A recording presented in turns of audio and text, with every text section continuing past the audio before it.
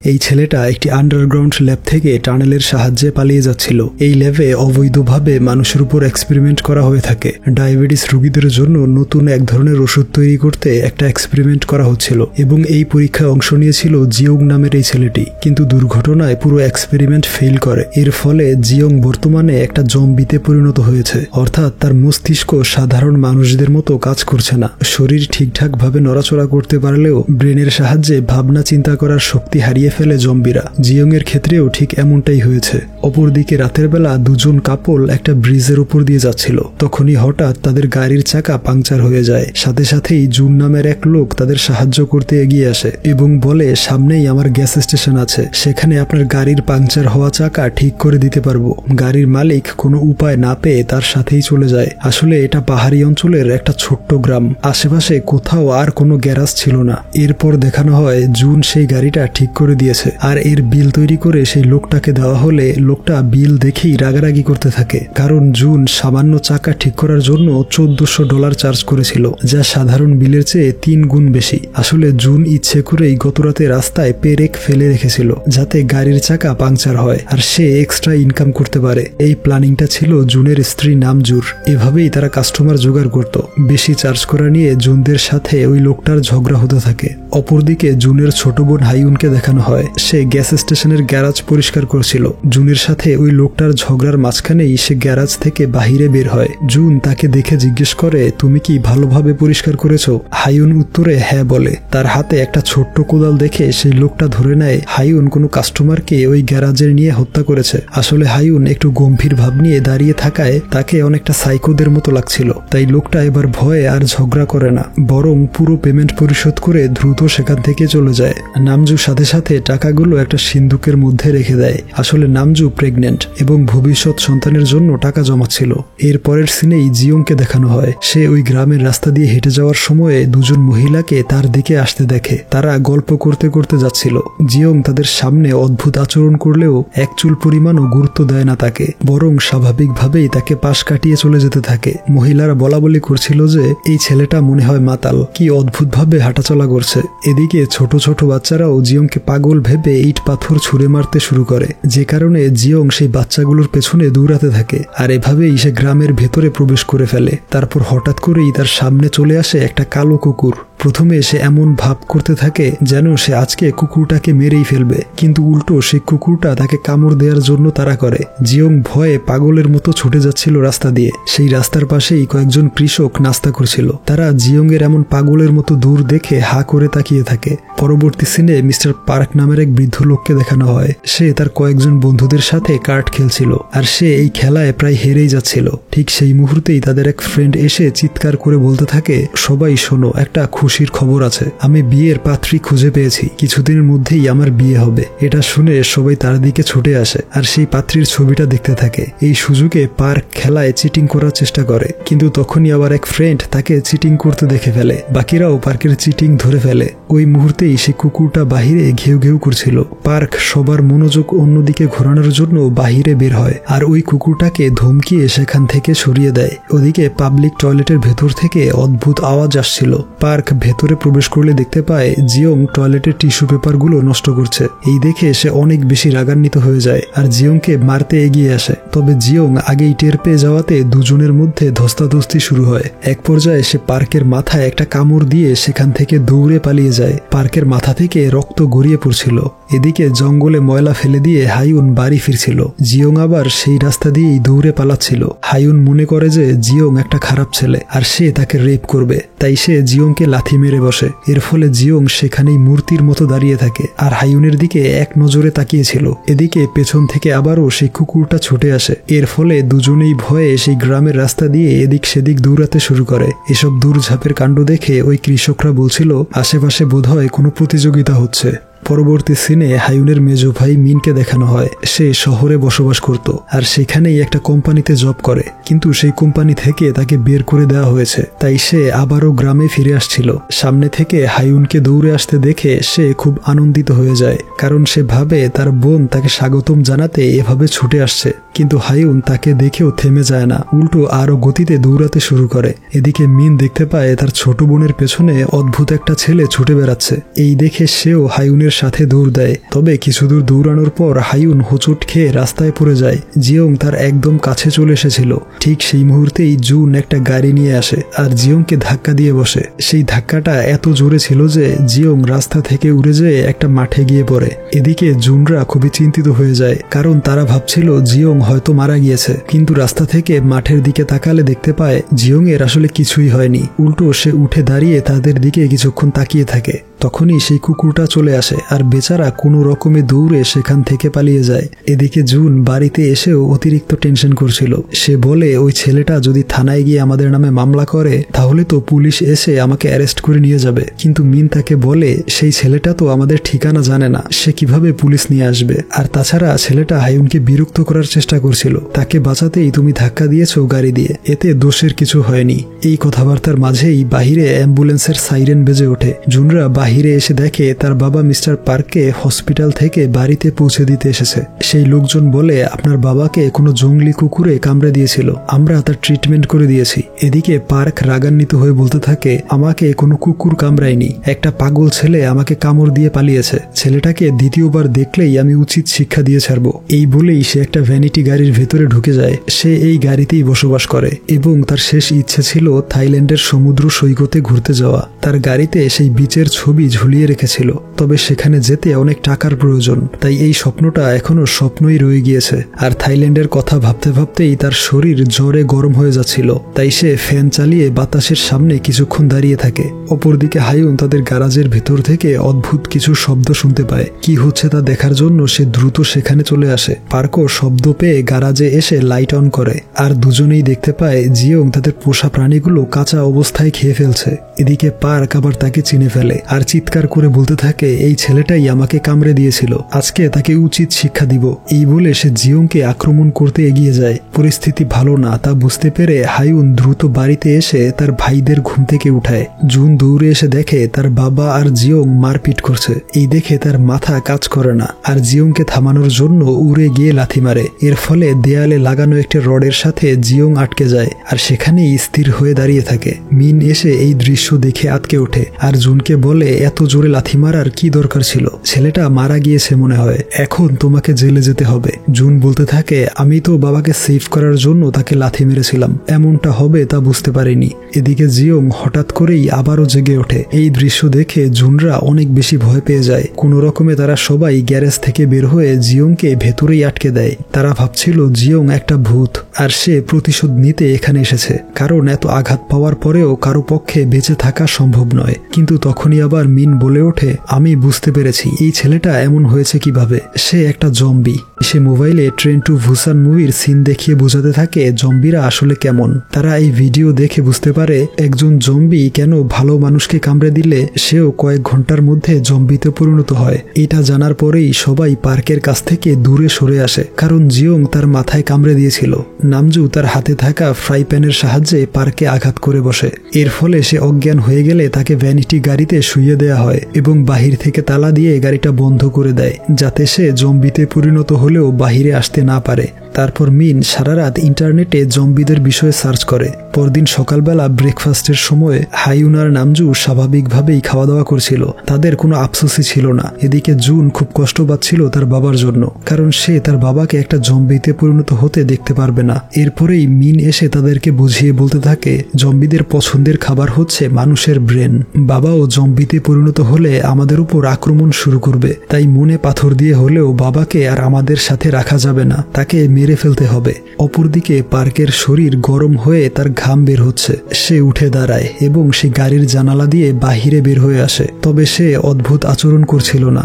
এদিকে জুন এবং মিন ঝগড়া করছিল তাদের বাবাকে নিয়ে। মিন বলে আমাদের হাতে আর কোনো উপায় নেই, বাবাকে বাঁচিয়ে রাখলেই বিপদ বাড়বে।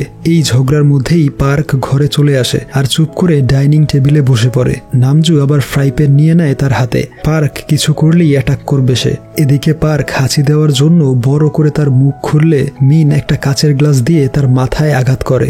অপরদিকে জুন রাগান্বিত হয়ে মিনকে বকাঝকা দিয়ে বাড়ি থেকে বের করে দেয়। এরপর হায়ুনকে জিয়ং এর সাথে গ্যারাজে দেখানো হয়। জিয়ংকে একটা খুঁটির সাথে বেঁধে রাখা হয়েছিল।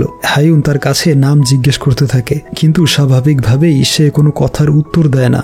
এরপর সে তাকে সবজি খেতে দিয়ে নিজেই একটা নাম ঠিক করে। কাগজে জিনবু লিখে তার শার্টে লাগিয়ে রাখে এবং একা একাই গল্প করতে থাকে তার সাথে।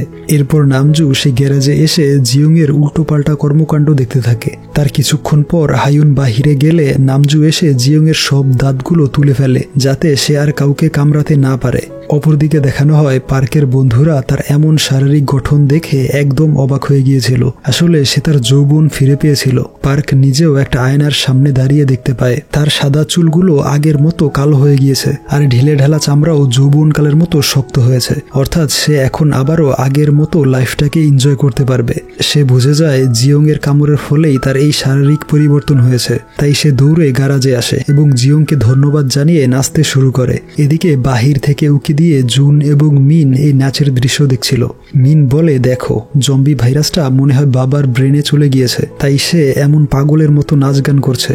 পরবর্তী সিনে পার্কের সেই বন্ধুকে দেখানো হয় যার কয়েকদিন পরেই বিয়ে হবার কথা। তার নাম হচ্ছে সিও। সে এসে পার্কে রিকোয়েস্ট করে বলে, তুমি যেভাবে যুবক বয়সে ফিরে গিয়েছো, আমাকেও ঠিক একইভাবে যৌবনকালে ফিরে যেতে সাহায্য করো। তোমার যদি টাকার প্রয়োজন হয় আমি দিব, এমনকি থাইল্যান্ডে যাওয়ার টিকিটও কিনে দেব। পার্ক ভাবনা চিন্তা করে দেখে এই সুযোগটা তাকে কাজে লাগাতে হবে। সে সিওকে বলে, আমি তোমাকে সিক্রেটটা বলবো। এরপর তারা কথাবার্তা বলতে থাকে। এদিকে মিন আড়াল থেকে তাদের কথাবার্তা শুনে ফেলে আর সেও জানতে পারে জিয়ং কোনো বৃদ্ধ লোককে কামড় দিলে সেই লোকটা ইয়ং বয়সে ফেরত চলে যায়। তারপরেই দেখানো হয় থাইল্যান্ডে যাওয়ার জন্য পার্ক তার ব্যাগপত্র গোছাতে শুরু করেছে। তখনই তার সব বন্ধুরা টাকা পয়সা নিয়ে হাজির হয় আর তাকে রিকোয়েস্ট করে বলতে থাকে, আমরাও যৌবনকালে ফিরে যেতে চাই, আমাদেরকেও সাহায্য করো। পার্ক কোনো উপায় না পেয়ে তাদেরকেও হেল্প করার সিদ্ধান্ত নেয় এবং তাদের গ্যারেজে নিয়ে আসে। তবে সে গ্যারেজে ঢুকতেই দেখতে পায় জিয়ং সেই খুঁটির সাথে বাধা নেই। আসলে একটু আগে মিন তাকে ছাড়িয়ে সাথে করে নিয়ে গিয়েছে। মিন তার এক বন্ধুর সাথে ফোনে কথা বলছিল। তার প্ল্যান ছিল শহরে গিয়ে জিয়ং এর মাধ্যমে টাকা কামানো, কারণ তারা সবাই জিয়ংকে এখন মেশিনের মতো ব্যবহার করছে, যার কাজ হচ্ছে মানুষদেরকে বৃদ্ধ থেকে যুবকে পরিণত করা। তবে সে একটু বেশি উত্তেজনায় গাড়িটা অতিরিক্ত গতিতে চালাচ্ছিল, ফলে দুজন ট্রাফিক পুলিশ তাকে জরিমানা করতে আসে। তবে মিনের ভাগ্য ভালো যে সেই ট্রাফিক পুলিশদের একজন ছিল তার ছোটবেলার বন্ধু চই। সে তার সাথে কিছুক্ষণ গল্প করে, এরপর তাকে জরিমানা না করেই ছেড়ে দেয়। কিন্তু দ্বিতীয় পুলিশ অফিসার গাড়ির পেছনে রাখা একটি বক্স থেকে মানুষের আওয়াজ শুনতে পায় আর চেক করার জন্য সেটা খুলতেই অবাক হয়ে যায়, কারণ সেই বক্সের মধ্যেই জিয়ংকে হাত পা বেঁধে আটকে রাখা হয়েছিল। এই অপরাধে মিনকে থানায় নিয়ে আসে অফিসাররা। সিনিয়র একজন পুলিশ এসে জিয়ং এর বাঁধন খুলে দেয়। দেখে তার একটাও দাঁত অবশিষ্ট নেই এবং তার দেহটাও স্বাভাবিক মনে হচ্ছিল না। তাই সেই অফিসার মিনকে সন্দেহ করে যে সে জিয়ংকে টর্চার করেছে। এই নিয়ে তর্ক হচ্ছিল। তখনই আবার মিস্টার পার্ক থানায় হাজির হয় আর জিয়ংকে তার ছেলের পরিচয় দিয়ে থানা থেকে ছাড়িয়ে নিয়ে যায়। কিন্তু জিয়ং চলে আসার সময়ে একজন তার হাতের ছাপ কালেক্ট করে নেয়। এরপর দেখানো হয় জিয়ংকে আবারও সেই গ্যারাজে রাখা হয়েছে। হায়ুন তার কাছে গিয়ে একটা সবজি খেতে দেয়, কিন্তু জিয়ং সেটা হাতে নিয়েই বসেছিল। তাই হায়ুন সেই সবজিতে টমেটো সস লাগিয়ে দেয়। জিয়ং সবজিতে কামড় বসায় ঠিকই, কিন্তু ভালোভাবে খেতে পারছিল না। হায়ুন লক্ষ্য করে দেখে তার সবগুলো দাঁত উঠিয়ে নেওয়া হয়েছে। এটা দেখেই তার মাথা গরম হয়ে যায়। আসলে সে এই কিউট জম্বিটাকে ধীরে ধীরে পছন্দ করতে শুরু করেছে। ওইদিকে বাহিরে তখন পার্ক তার ছেলেদের সাথে যুবক হওয়ার সিক্রেট শেয়ার করে আর বলে, ওই জম্বিটার সাহায্যে টাকা কামিয়ে আমি থাইল্যান্ডে ঘুরতে যাব, তোমরা এতে বাধা দিতে পারবে না। সবাই অবশ্য তার কথায় রাজি হয়। মিন বলে, বাবার কাজ হয়ে গেলে আমি জম্বিটাকে নিয়ে যাব। এছাড়া জুনরাও টাকা ইনকাম করে গ্যাস স্টেশনটাকে আরো উন্নত করতে পারবে, সবকিছু একদম পারফেক্ট হয়ে যাবে। ঠিক সেই মুহূর্তেই হায়ুন এসে রাগ দেখিয়ে বলে, জিংবুর দাঁতগুলো কে নষ্ট করেছে? এই কথা শুনেই পার্কের মাথায় আকাশ ভেঙে পড়ে, কারণ জিয়ং কামড় না দিলে বৃদ্ধরা যুবক হতে পারবে না। এদিকে সেই বৃদ্ধ লোকগুলো চলে এসেছিল যুবক হতে। পার্ক দ্রুত একটা আইডিয়া বের করে। সে তার এক বন্ধুর কাছ থেকে নকল দাঁত নিয়ে এসে সেগুলো জিয়ং এর মুখে লাগিয়ে দেয়। এরপর জিয়ংকে একটা রুমের ভেতরে বসানো হয় আর সেই বৃদ্ধ লোকগুলোকে বাহিরে দাঁড় করিয়ে পার্ক বলে, তোমরা সবাই লাইন ধরে এখানে দাঁড়িয়ে যাও। এই ছিদ্র দিয়ে তোমাদের হাত ভেতরে ঢোকাতে হবে। প্রথমে একটু ব্যথা পাবে, কিন্তু এরপরেই তোমাদের শরীর পরিবর্তন হয়ে যুবক ছেলেদের মতো হয়ে যাবে। সবাই খুব ভয় পাচ্ছিল, তবে সব থেকে বৃদ্ধ লোকটা কামড় খেতে রাজি হয়, কিন্তু সে আবার অনেক ধীর গতিতে চলে। এতক্ষণ অপেক্ষা করলে অনেকটা দেরি হয়ে যাবে, তাই সিও নিজেই তার হাত বাড়িয়ে দেয় জিওং এর দিকে, কিন্তু জিওং তবুও কামড় দিচ্ছিল না। নামজু বুদ্ধি করে হাতের উপর টমেটো সস লাগিয়ে দেয়। এই দেখে জিওং মজা করে সেই হাতের উপর কামড় বসায়, আর এই সিন দেখে বাকিরা সবাই ভয়ে সেখান থেকে পালিয়ে যায়। কিন্তু সব থেকে বৃদ্ধ লোকটা যুবক হওয়ার জন্য একদম মরিয়া হয়েছিল। সে তার হাত ওই ছিদ্র দিয়ে ঢুকিয়ে দেয়। এটা দেখে সবার সাহস বৃদ্ধি পায় এবং তারপরেই এক এক করে সবাই জিওং এর কামড় খেতে থাকে, আর তারাও বেশ ভালো পরিমাণে টাকা ইনকাম করে ফেলে। টাকাগুলো নামজু তার ওই সিন্দুকের মধ্যে রেখে দেয়। এর পরদিন সকালবেলা পার্কের সব বন্ধুরা যুবক হয়ে গ্রামে দৌড়াদৌড়ি করছিল। তাদের আনন্দের সীমা ছিল না। যৌবনকালের শক্তি আর যশ পেয়ে সবাই অনেক খুশি ছিল। এদিকে আবার নামজু তার ওই সিন্দুক খুলে দেখে একটা টাকাও সেখানে নেই। আসলে পার্ক সব টাকা চুরি করে থাইল্যান্ড ঘুরতে চলে গিয়েছে। এর ফলে জুনরা খুবই হতাশ হয়ে পড়ে, আর মিন এই সুযোগে জিওংকে আবারও কিডন্যাপ করে নিয়ে যাওয়ার প্ল্যান করে। সে জিওংকে নিয়ে গ্যারেজ থেকে বের হতে যাবে, তখনই নামজু এসে তাকে ধরে ফেলে। অপরদিকে সেই বৃদ্ধ লোকগুলো তাদের ছেলেদের কাছে গিয়ে সবকিছু খুলে বলে। তারাও জানতে পারে টাকার বিনিময়ে পার্কের ফ্যামিলি এই কাজ করে বেড়াচ্ছে, তাই সবাই পার্কের বাড়ির দিকে রওনা হয়। তাদের দেখে মনে হচ্ছিল তারা খুব রাগান্বিত।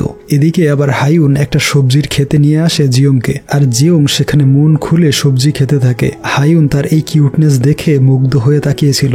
সে তাকে কথা শেখানোর ট্রাই করে, কিন্তু জিওং তার কথায় মনোযোগ না দিয়ে শুধু খেয়েই যাচ্ছিল। তাই হাইউন সবজি নিয়ে দৌড়াতে শুরু করে। জিওংও তার পেছনে ছুটতে থাকে। এক পর্যায়ে দুজন হোঁচট খেয়ে পড়ে যায়। এর ফলে রোমান্টিক একটা পরিবেশ তৈরি হয়। তখনই জুন এসে জিওংকে লাথি মেরে সরিয়ে দেয়। সে ভাবছিল জিওং আবারও তার ছোট বোনকে বিরক্ত করছে। তখনই হঠাৎ হাইউন দেখতে পায় গ্রামের সবাই রাগান্বিত হয়ে তাদের বাড়ির দিকে যাচ্ছে। এই দেখে জুন সোজা বাড়ির দিকে দৌড়ে আসতে থাকে। মিন আর নামজুও সেই লোকগুলোকে দেখে ঘরের ভেতর দৌড়ে চলে আসে। তারপর সবাই দরজা জানালা লাগিয়ে চুপ করে বসে থাকে। এদিকে সেই লোকগুলো তাদেরকে বলছিল, তোমরা সবাই কোথায়? এদিকে মিন তার ভাইকে বলতে থাকে, আজকে এরা আমাদের মেরেই ফেলবে। তখনই সিও এসে তাদের বলে, আমি তোমাদের জন্য নতুন কাস্টমার নিয়ে এসেছি, জলদি বাহিরে আসো। আসলে এরা রাগান্বিত হয়ে আসেনি, বরং এরাও এখন শক্তিশালী আর যুবক হতে চায়। এই কথা শুনেই মিন জানালা খুলে বাহিরে আসে আর সবাইকে লাইন ধরে দাঁড়িয়ে যেতে বলে। তারপর এক এক করে সবাই জিওং এর কাছ থেকে কামড় খাচ্ছিল। দিন দিন তাদের কাস্টমারের সংখ্যা বেড়েই যাচ্ছিল। এমনকি পাশের গ্রাম থেকেও মানুষজন ছুটে আসছিল যুবক হওয়ার জন্য। আর নামজুর সেই সিন্দুক আবারও টাকার বান্ডেল দিয়ে ভর্তি হয়ে যায়। তাদের আর্থিক অবস্থা আগের চেয়ে বেশ ভালো হয়ে গিয়েছে। হাইউন আর জুন মিলে তাদের বাবার সেই গাড়িটাকে গ্যারাজে নিয়ে আসে এবং সেখানেই জিওংকে থাকার জায়গা করে দেয়। আর মিন নতুন এক জোড়া নকল দাঁত নিয়ে আসে, আর সেই দাঁত দিয়ে জিওং আরো মজা করে সবজি খেতে পারছিল। এরপর হাইউন জিওংকে নিয়ে একটা সেলুনে আসে। তার চুল কাটিয়ে তাকে একদম হ্যান্ডসাম বানিয়ে ফেলে। তারপর তাকে নতুন জামা কিনে দেয়। এই নতুন লুকে জিওংকে খুব সুন্দর দেখাচ্ছিল। এরপর হাইউন তাকে নিয়ে একটা রেস্টুরেন্টে খেতে যায়। তবে জিওংকে যতই হ্যান্ডসাম দেখা যাক না কেন, তার খাবার খাওয়ার স্টাইল এখনো জম্বিদের মতোই। এদিকে নামজু এবং জুন তাদের গ্যাস স্টেশনটাকে নতুন করে সাজায়। এরপর তার সামনে দাঁড়িয়ে একটা ফ্যামিলি ফটো তুলে নেয়। জিওংও ছিল তাদের সেই ছবিতে। রাতের বেলা সবাই একসাথে ডিনার করতে বসে। জিওং আগের তুলনায় বেশ ভদ্র হয়েছে। সে আর এখন পাগলের মতো আচরণ করে না। তাছাড়া সে এখন হাইউনের সব কথা শুনে। হাইউন নিজের হাতেই তাকে খাইয়ে দিত। ডিনার করা শেষ হলে হাইউন জিওংকে গাড়িতে রেখে আসতে যায়। আর তখনই সে মিনকে ফোনে কথা বলতে শুনে ফেলে। মিন তার এক বন্ধুর কাছে জিওংকে একেবারে বিক্রি করে দিতে চাইছিল, কিন্তু এর পরের দিন সকালবেলা চুই ডাটাবেজে জিওং এর ফিঙ্গারপ্রিন্ট চেক করলে দেখতে পায় সেখানে তার নাম রেজিস্টার করা নেই, অর্থাৎ সে পার্কের ছেলে না। অপরদিকে আবার সিওর বিয়ের অনুষ্ঠান দেখানো হয়। সেখানে গ্রামের প্রায় সবাই উপস্থিত ছিল। জুনু এসেছিল তার ফ্যামিলির পক্ষ থেকে, যাদেরকে জিওং কামড়ে দিয়েছিল। তাদের সবারই হঠাৎ করে অতিরিক্ত গরম লাগতে শুরু করে। অনেকে তো এসির সামনে গিয়ে দাঁড়িয়েছিল। তাদের আচরণ ধীরে ধীরে অস্বাভাবিক হয়ে যাচ্ছিল। এদিকে আবার হাইউন জিওংকে নিয়ে একটা জঙ্গলে চলে আসে এবং তার সাথে ইমোশনাল কিছু কথা শেয়ার করে। সে বলে, আমাকে কেউ ভালো চোখে দেখে না, কারণ আমার জন্মের পরেই মা মৃত্যুবরণ করেছিল। সবাই আমাকে অভাগা মনে করে। আমি নিজেও অনেক কষ্ট পাই। এই বলে সে কান্না করতে থাকে। তবে জিওং তার মতোই ছিল। অপরদিকে মিন গাড়ি খুলে দেখে জিয়ং সেখানে নেই, তাই সে টেনশনে পড়ে যায়। এদিকে হায়ুন জিয়ংকে সেই জঙ্গলে রেখে আসার সিদ্ধান্ত নেয়, কারণ সে জানে তার ভাই জিয়ংকে বিক্রি করে দিবে। সে প্রথমে জিয়ংয়ের হুডি লাগিয়ে দেয় এবং তার হাতে একটা সবজি দিয়ে বলে এখান থেকে অনেক দূরে চলে যাবে আর নিজের খেয়াল রাখবে। এই বলে সে বিদায় জানিয়ে চলে আসতে থাকে, কিন্তু জিয়ং তার পিছু নেয়। এর ফলে হায়ুন রাগ দেখিয়ে বলে ওঠে আমাকে ফলো করবে না, চলে যাও এখান থেকে। এদিকে মিন চারদিকে পাগলের মতো জিয়ংকে খুঁজে বেড়াচ্ছিল। এভাবে খুঁজতে খুঁজতে সেও জঙ্গলের দিকে চলে আসে। জিয়ংকে সেখানে দাঁড়িয়ে থাকতে দেখে তাকে নিয়ে বাস স্টেশনে চলে যায়। চেয়ারে জিয়ংকে বসিয়ে রেখে মিন টিকিট কিনতে ভিতরে যায়। অপরদিকে সেই বিয়ের অনুষ্ঠান দেখানো হয়। একে অপরকে কামড়ে দিয়ে রক্তাক্ত করে ফেলেছিল। এভাবে ধীরে ধীরে শহরের সবাই এক এক করে জম্বিতে পরিণত হয়। মিনও টিকিট কেটে বাহিরে আসলে দেখে সবাই জম্বিতে পরিণত হয়ে গিয়েছে, একে অপরকে কামড়ে আহত করে ফেলছে। এই দেখে সে জিয়ংকে সেখানেই রেখে পালিয়ে যায়। হায়ুন তখন জিয়ংয়ের গাড়িতে মন খারাপ করে শুয়েছিল। সেখানেও একটা জম্বি চলে আসলে হায়ুন দৌড়ে জুন এবং তার ভাবির কাছে চলে আসে। সেই জম্বিটা তাদের দিকে ছুটে আসলে নামজু তাকে আঘাত করে মাটিতে শুইয়ে দেয়। তখনই আবার অফিসার চই সেখানে হাজির হয় আর তাদের দিকে গান পয়েন্ট করে রাখে, কারণ সে জেনে ফেলেছে তাদের কারণেই এই অবস্থা হয়েছে পুরো গ্রামে। কিন্তু চইয়েরও শেষ রক্ষা হয় না। পেছন থেকে এসে একটা জম্বি তাকে কামড়ে দেয় আর এরপরেই আরো একটা জম্বি তাদের দিকে আসতে শুরু করে। এই দেখে তারা দ্রুত গ্যাস স্টেশনের ভেতরে ঢুকে পড়ে। সেখানে সাং নামের একটা জম্বি আসে। সাং ছিল জুনের ছোটবেলার বন্ধু, কিন্তু সে এখন জুনকে চিনতে পারছিল না এবং তার উপর আক্রমণ করে বসে। এই দেখে নামজু ফ্রাই প্যান দিয়ে সাংয়ের মাথায় জোরে আঘাত করে। কোনো রকমে জুনকে বাঁচিয়ে তারা উপরের ঘরে চলে আসে এবং দরজা বন্ধ করে সেখানে আশ্রয় নেয়। জুন উকি দিয়ে বাহিরে তাকিয়ে দেখে চারদিকে জম্বিরা ঘোরাঘুরি করছে। তখনই আবার নামজুর পেটে ব্যথা শুরু হয়, তার ডেলিভারির সময় হয়ে যাচ্ছে। এরপর হায়ুন একটা ডায়েরি নিয়ে আসে। এই ডায়েরিটা আসলে ইন্টারনেটে ঘেটে মিন তৈরি করেছিল। তারপর তারা মোটা আর শক্ত জামা কাপড় পরে নেয়, যাতে জম্বিরা কামড় দিলেও তেমন ক্ষতি না হয়। এছাড়া ঘরের হাড়ি পাতিলগুলো দিয়ে তারা হেলমেট তৈরি করে। এখন তারা মোটামুটি প্রস্তুত জম্বিদের সাথে লড়াই করতে। এদিকে মিনকে দেখা যায় একটা গাড়ির নিচে লুকিয়ে আছে। সেই গাড়ির আশেপাশে জম্বিরা ঘোরাফেরা করছিল। কোনো শব্দ পেলেই এই জম্বিগুলো সেই আওয়াজের দিকে ছুটে যায়। আর দুর্ভাগ্যবশত ওই সময়ই মিনের ফোনের রিংটোন বেজে ওঠে। জম্বিরা আওয়াজ পেয়ে তার দিকে আসতে শুরু করলে মিন তার ফোনটা অন্য একটা গাড়ির নিচে ছুঁড়ে মারে। ফলে জম্বিগুলো সেই দিকে চলে যায়। এই সুযোগে মিন একটা ট্রাক নিয়ে তার বাড়ির দিকে রওনা হয়। এভাবেই দিন গড়িয়ে রাত হয়ে যায়। এখনো জম্বিরা চারদিক থেকে তাদের বাড়িঘর ঘিরে রেখেছে। তখনই হঠাৎ নামজুয়ের ডেলিভারির পেইন শুরু হয়। তীব্র যন্ত্রণায় সে চিৎকার করতে থাকলে জম্বিরা আওয়াজ পেয়ে ঘরের ভেতরে আসতে থাকে। এখন তাদেরকে এই ঘর ছেড়ে বের হতে হবে। জুন আর হায়ুন জানালা দিয়ে ঘর থেকে বের হয়, কিন্তু নামজুর সেই টাকার সিন্দুকের কথা মনে পড়লে সে আবার ফিরে আসে ঘরের ভেতরে। আর তখনই কয়েকটা জম্বি তাকে ঘিরে ধরে, তবে সে কোনো রকমে ফাইট করে তাদের কাছ থেকে রক্ষা পায়। তারপর ছাদ দিয়ে হেঁটে তারা গ্যারাজের উপরে চলে আসে। ঠিক সেই মুহূর্তেই মিন ট্রাক নিয়ে চলে আসে। জম্বিদের মনোযোগ তার দিকে আকর্ষিত হয়। তারপর দেখা যায় সে আতশবাজি ফুটিয়ে জম্বিদের মেরে ফেলার চেষ্টা করছে। এদিকে জুন চিৎকার করে বলতে থাকে এটা গ্যাস স্টেশন, সবকিছু ব্লাস্ট হয়ে যাবে। এই শুনে মিন থেমে যায়। তবে এতক্ষণে কয়েকটা আতশবাজিতে আগুন ধরে যায়, সেগুলো আকাশে গিয়ে ব্লাস্ট হতে থাকে। এর ফলে আশেপাশের যত জম্বি ছিল সব তাদের দিকে আসতে শুরু করে। জিয়ংও এই আতশবাজিকে ফলো করে সেদিকে আসছিল। এদিকে আবার নামজুর ডেলিভারির পেইন বেড়েই যাচ্ছিল। তাকে দ্রুত হসপিটালে নিতে হবে। মিন একটা আইডিয়া বের করে। সে জিয়ং এর পুরনো জামা কাপড় এনে দেয় জুনের কাছে আর এগুলো পরে বাহিরে যেতে বলে। এর ফলে জম্বিরা তাকে শনাক্ত করতে পারবে না। কিন্তু জুন বলে আমি কেন যাব, তুমি প্রথমে গিয়ে দেখো এই আইডিয়া কাজ করে কিনা। মিন বলে নামজু তোমার স্ত্রী, তাই তুমি যাবে আগে। জুন উত্তরে বলে আমার স্ত্রী তো কি হয়েছে, তোমার তো ভাবি, তুমিও যাবে। এরপর দুজনে মিলেই বাহিরে যায়। জম্বিরা জিয়ং এর ড্রেসগুলোর ঘ্রাণে কনফিউজড হয়ে পড়ে। এই সুযোগে জুনরা একটি গাড়িতে উঠে বসে, তবে তারা আবার ভুল করে গাড়ির লাইট অন করে ফেলে। তাই সব জম্বি এক হয়ে তাদের দিকে ছুটে আসে, যে কারণে তারাও সেখানে আটকা পড়ে যায়। তখনই হায়ুন এসে জম্বিগুলোকে আকৃষ্ট করার চেষ্টা করে। সব জম্বি হায়ুনের দিকে ছুটে যায়। এক পর্যায়ে সবগুলো হোঁচট খেয়ে হায়ুনের উপর পড়ে যাওয়ার মতো অবস্থা তৈরি হয়। কিন্তু ঠিক সেই মুহূর্তেই জিয়ং এসে বাকিদের থামিয়ে দেয় আর হায়ুনকে এসে বাঁচিয়ে নেয়। অপরদিকে একটা জম্বি গ্যাস স্টেশনের কারেন্টের লাইনে শক খেতে থাকে। এর ফলে জম্বিরা আবার তার দিকে যেতে শুরু করে আর সবাই সেখানে পাগলের মতো আচরণ করছিল। জুন এই সুযোগে ঘরে যায় ট্রাকের চাবি আনতে। এদিকে আবার নামজুর ডেলিভারি হয়ে যায় গাড়ির মধ্যে। তার বাচ্চা কান্না করতে শুরু করলে জম্বিরা তার দিকে দৌড় দেয় আর এদিকে জম্বি প্রায় ভেতরে ঢুকিয়ে পড়ছিল। তখনই হাইউন এসে জম্বিটাকে মারধর করে অবস্থা খারাপ করে ফেলে। তারপর দেখানো হয় হাইউন তার ভাবিকে প্রোটেক্ট করার জন্য গাড়ির সামনে দাঁড়িয়ে পড়েছে। তার সাথে জিওংও দাঁড়িয়েছিল মারপিট করার জন্য।